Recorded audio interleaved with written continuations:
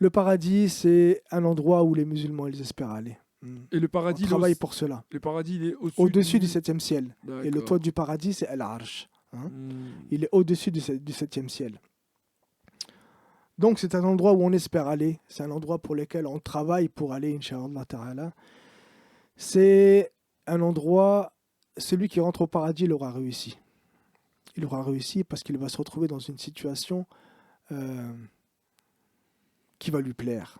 Il va se retrouver dans une situation qui va lui plaire parce qu'au paradis, on dit qu'il n'y a pas de souffrance, qu'il n'y a pas de tristesse, qu'il n'y a pas de tourment. Il n'y a pas un instant désagréable. Il n'y a même pas de fatigue.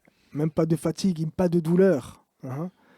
Pas de mauvaises paroles. Dans cette vie d'ici-bas, des fois on entend des mauvaises paroles qui nous blessent ou des mauvaises paroles que l'on n'aime pas. Là-bas au paradis, il n'y aura pas de mauvaises paroles. Il n'y aura pas de vieillesse qui peut aussi nous toucher dans cette vie d'ici-bas. Pas de maladie, pas de mort, pas de faim, pas de problème, pas de mal-être, pas de crainte, pas de choses qui sont laides.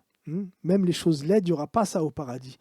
Même pas de peur. On peut être éprouvé par certaines peurs. Il n'y aura pas de peur au paradis. Et il n'y aura même pas de lassitude. Dans cette vie d'ici-bas, des fois, tu as remarqué, on remarque que des fois on se lasse. On Franchement, veut un truc, on l'a.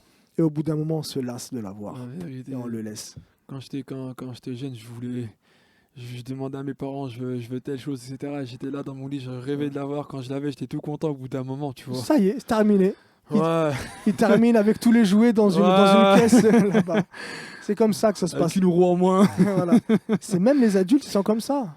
Même les adultes, quelqu'un qui va avoir une belle voiture, il l'a, mais au bout de quelques mois, peut-être quelques temps, et ça y est, ce sera normal pour lui, il en voudra peut-être une autre. Moi, avec le permis, je voulais déposer tout le monde. Je disais, non, tu veux quelque part? Non, non, vas-y, va quelque part. Tu vois, là, je dépose. Voilà. Mais après, au bout d'un moment, tu vois, avec ma voiture, je disais aux gens, tu veux pas conduire? Non, conduis-toi. Non, tiens, vas-y, tiens. C'est ça. Ça s'appelle la lassitude. Et on est touché par cela. Et ça, au paradis, il n'y a pas de lassitude. Parce que Allah Ta'ala est le créateur de toutes choses. Il fait ce qu'il veut. Et il n'y aura pas de lassitude ou ce genre de sentiment qu'on a, comme de la jalousie. Il n'y aura pas de jalousie. On mangera que par plaisir. Exactement, pas par faim. Donc, pas de conflit et la personne, elle sera satisfaite. Et le prophète, alayhi salatu wassalam, il a vu le paradis. Et il a vu que au paradis, la plupart des gens qui sont au paradis, ce sont les pauvres. Là, ça nous amène à réfléchir sur notre cas ou sur ceux qui sont tout le temps à la recherche de l'argent, de l'argent, de l'argent. Dès qu'ils ouvrent les yeux, à la recherche de l'argent. Et ça, au détriment de l'apprentissage, au détriment de la pratique de la religion. Et ça, c'est un grand danger. Parce que ils veulent plus que ce qu'ils ont besoin. En vérité, on n'a pas besoin de grand-chose. On n'a pas besoin de grand-chose pour vivre. Si on regarde bien, on n'a pas besoin de grand-chose. Mais il y a certaines personnes qui vont courir après l'argent au détriment, comme j'ai dit, de la pratique de la religion. Et ça, c'est quelque chose qui est très étonnant. Même des personnes qui sont en fin de vie, elles sont encore attachées à cette vie d'ici-bas, à leurs biens, à leur or, à leur terrain, aux choses comme cela, alors que, ça y est, 80-90 ans, il y a des signes qui montrent physiquement que tu vas bientôt te retrouver dans la terre. Ça y est, ça se voit. Ça se voit, ça se ressent, et malgré cela, ils continuent à être accrochés à cette vie d'ici-bas. Et à contrario, Allah Ta'ala, il a voulu pour certains enfants qu'ils sachent qu'ils n'ont pas été créés pour jouer. Et là, ils se sont mis à adorer Allah Ta'ala. Des enfants qui étaient jeunes. Et ils ont pris conscience. Allah Ta'ala leur a donné cette conscience-là que de comprendre qu'ils n'ont pas été créés pour jouer. Et là, ils se sont mis à apprendre et à pratiquer la religion pour travailler pour le paradis, pour travailler pour l'au-delà. Donc, après, c'est à nous de prendre des leçons des histoires que l'on entend, comme dans des histoires que l'on entend dans Isra wal Mi'raj, comme on a entendu la première vidéo. Il y a beaucoup de leçons à en tirer. Il y a beaucoup de leçons à en tirer. Juste, il y a un commentaire, je devais le lire, parce que l'écran, il est loin. On nous passe le salam, donc wa alaykoum salam et bienvenue à toi. Je te laisse continuer. Alors, dites-nous si le son il est clair, etc. Si on va pas trop vite. Et voilà. Donc on est en direct. Vous pouvez commenter en direct et on voit vos commentaires et on répond. Je te laisse. Juste pour terminer avec les personnes qui sont riches, souvent pas tous, hein. Alors là, on ne parle pas dans l'absolu, hein. Souvent, les personnes qui sont riches, qui ont beaucoup d'argent, ça les pousse à devenir orgueilleux. Ça les pousse à devenir orgueilleux et arrogants avec les autres. Alors qu'on sait très bien que dans notre religion, c'est pas des choses c'est pas des comportements que l'on doit avoir. L'orgueil et l'arrogance, c'est pas des comportements que l'on doit avoir. Au contraire, si on suit l'exemple du prophète Mohammed alayhi salatu wassalam, il y a la modestie. La modestie. Donc, souvent, les gens, quand ils ont beaucoup d'argent, ils tombent dans ces deux choses-là qui sont l'orgueil et l'arrogance, et c'est pas quelque chose que l'on doit avoir comme caractère. Comme certains qui vont regarder les gens de haut, etc. L'orgueil, Marcher par vanité. Il peut se manifester de beaucoup de manières. Et parfois, tu vois ça malheureusement, même chez des enfants, tu vois. Tu sais, qui disent à l'école, ouais, moi, toi, ou au collège, tu vois. Parce que, tu vois, les enfants, pour beaucoup, tu vois, un enfant, il n'est pas responsable, tu vois, tant qu'il n'est pas pubère, bien évidemment, mais exemple, au collège ou même au lycée, parfois, mais surtout au collège, ils disent, ouais, mon vêtement, il t'achète. En voulant dire, Annie, que le prix de mon vêtement, c'est le prix de tous tes habits plus tes chaussures. Ah, je connaissais pas cette expression. Ah, tu connaissais pas? Non. Ah ouais, non, mais moi, je l'ai déjà entendu, ça. Hein.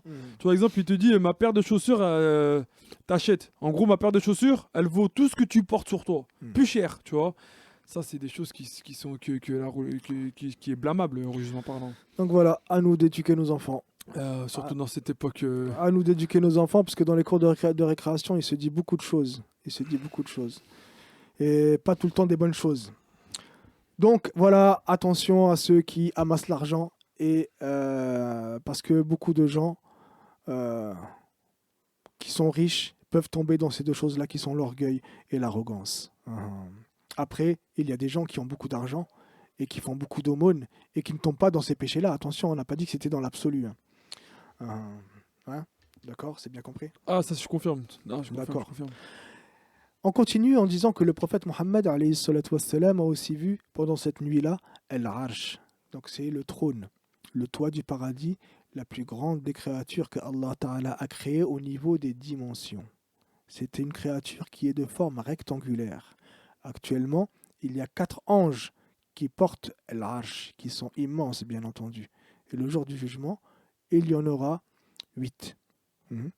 Et comme on a dit tout à l'heure, il a été dit que pour montrer l'immensité de ces anges qui portent le trône, il a été dit qu'entre le lobe de l'oreille et l'épaule de cet ange-là, d'un des 4 anges qui portent le Al-Arsh, il y a une distance de 700 années d'un oiseau qui a un vol rapide. En 10 minutes, un oiseau comme ça, il parcourt déjà une grande distance. Donc en 700 ans, c'est quelque chose qui est immense, et c'est juste la distance entre le lobe et l'épaule de ces anges qui portent le trône. Aussi, juste pour montrer l'immensité du trône, on sait que la supériorité du Kursi par rapport aux 7 cieux, c'est comme un anneau dans le désert. Tu peux répéter, parce que ça m'a interloqué, tu vois.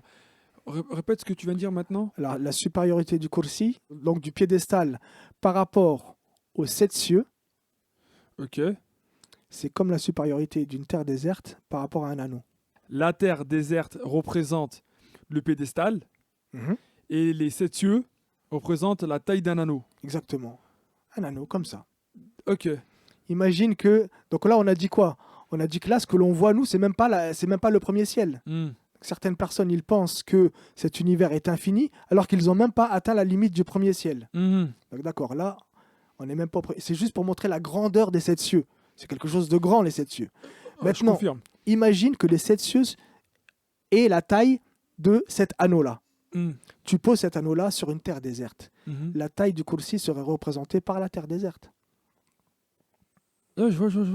Maintenant, si tu prends le Kursi et que tu imagines qu'il est la taille de cet anneau-là, que tu le poses sur une terre déserte, là, tu as la taille du trône. Ah ouais, donc le trône par rapport au cieux, il est vraiment... C'est immense. C'est quelque chose d'immense, et c'est pour ça qu'on dit que le trône, c'est la plus grande des créatures que Allah Ta'ala a créées au niveau des dimensions et qu'il ne l'a pas créé pour s'installer lui-même, qu'il l'a créé pour manifester sa puissance. Hein? C'est clair. Parce que vu que Allah il domine la plus grande créature dans l'absolu dans les dimensions, donc toute autre créature, Plus petite, il domine. c'est Il logique. domine, exactement. Et il ne faut surtout pas prendre considération des paroles qui ont dit que Allah Ta'ala il était assis sur le trône. Il y en a même, ils ont même été jusqu'à dire que Allah Ta'ala s'est assis sur le trône et il a laissé une petite place pour Mohammed. Ces genres de choses-là, c'est vraiment pas à prendre en compte et il faut mettre en garde contre cela. C'est contraire à l'islam. Et C'est ça fait contraire, sortir de- ça fait sortir de c'est l'islam. contraire à la croyance. Ça annule la foi. C'est contraire à la croyance des musulmans. Tu voulais rajouter quelque chose sur Al-Arsh? Ah non, je te laisse, je te dis. Juste, tu m'as fait penser juste que je sais qu'il y a la parole de l'imam Ali à ce sujet-là qui est explicite. Mhm. Tu vois, faudrait qu'on la cite. Mais la signification, attends, on va attendre. On laisse les avions de chasse passer. Bon, je crois que ça y est. Donc la signification de cette parole-là, c'est que Allah Ta'ala, il a créé le trône comme manifestation de sa puissance. Il ne se l'est pas pris pour endroit pour lui-même. Il ne l'a pas pris pour endroit pour lui. Voilà, il ne l'a pas pris comme endroit pour lui-même. Et l'imam Ali, pour ceux qui ne savent pas, c'est le cousin du prophète sallallahu alayhi wa sallam, et c'est le compagnon qui a le plus de science. Voilà. Et c'est le père de Al-Hassan ou Al-Hussein. C'est le mari de Fatima, qui est la fille du prophète Mohammed alayhi salatu wassalam. Le père de Al-Hassan ou Al-Hussein. Donc ce sont les petits-fils. Les petits-fils du prophète Mohammed alayhi salatu wassalam, les enfants de Fatima. Qui est la fille du prophète sallallahu alayhi wa sallam. Qui est la fille du prophète Mohammed alayhi salatu wassalam. Et les descendants du prophète que l'on a encore de nos jours sont les descendants de soit Al-Hassan, soit Al-Hussein. Al-Hassan ou Al-Hussein. Que Allah Ta'ala les agrée. Amin.